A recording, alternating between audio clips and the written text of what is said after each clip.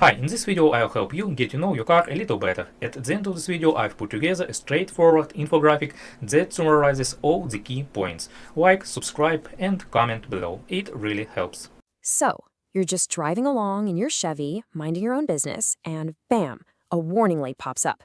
You check the code and you get this, C004004. Now I know that looks super technical, maybe a little intimidating, but hey, don't sweat it.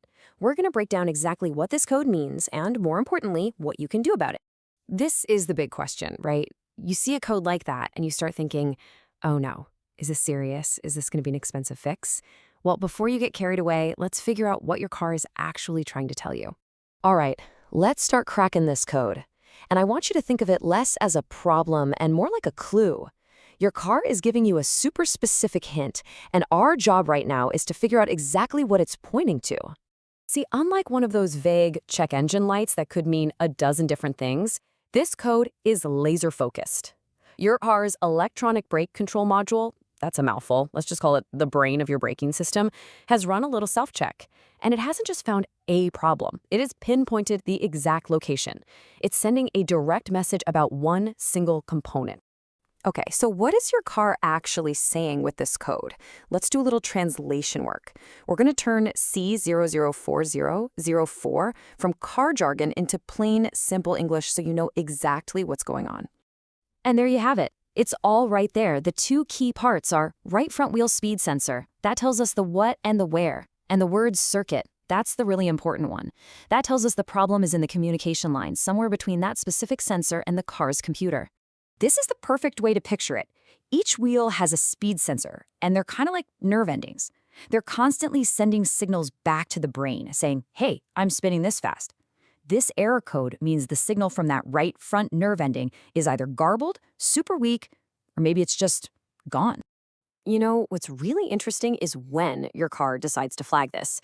Your car's computer is smart. It only runs this particular test when the key is on, the battery has enough juice, you're actually moving, and you're not hitting the brakes. This is great because it helps prevent false alarms. So we know there's a communication breakdown with the right front wheel sensor, but we don't know why. So now it's time to put on our detective hats. Let's line up the usual suspects and investigate what could be causing this. So here are our main culprits.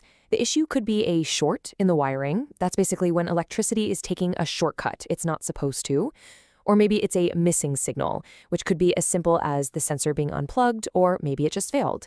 Or you might be getting a really jumpy, erratic signal, which almost always points to some kind of physical damage to the sensor or the wire itself. You see the pattern here. Every single one of those potential causes really just boils down to three things: the sensor itself, the plug that connects it, or the wire running between them. And that is fantastic news because it means we have a very small area to search. Okay, we know our suspects. Now it's time to get our hands dirty. This checklist is your game plan, a step-by-step guide to hunt down the real cause so you can get this fixed. We're going to keep this logical and simple. We'll start with the easiest thing first, just using our eyes. Then we'll move on to some basic electrical tests. And finally, we'll confirm what kind of data that sensor is sending out. It's how the pros do it. Step one is the absolute first thing you should do, and honestly, you'd be surprised how often this is all it takes. Get a good look at that right front wheel. Is the connector plugged in all the way? Does it click? Then follow that wire. Do you see anywhere it's rubbing, frayed, or maybe even snapped? A simple visual check is your best friend here. So if everything looks good to the naked eye, it's time to check the electrical pathway itself. This usually involves a tool called a multimeter. You're basically checking to see if the wire has a clean, unbroken path from the sensor to the computer and to make sure it's not touching any metal along the way where it could be losing its signal. And finally, step 3. For this, you'll probably need a scan tool that can show you live data. What you're doing here is looking at what the car's brain is actually seeing from that sensor. Is the signal clean and steady as the wheel turns, or is it jumping all over the place, or just not there at all? This step tells you for sure whether the sensor itself is the problem. This quote really hits the nail on the head. The point of all this isn't to just start guessing and throwing new parts at the car. The goal is to follow these steps, find the actual root cause, and then fix it right the first time. So there you have it. That C00404 code isn't so mysterious after all, is it? It's really just a clear message, pointing to a specific spot, with a logical path to find the solution. You now have the know-how to follow the clues, identify the real problem, and get your Chevy back on the road running perfectly.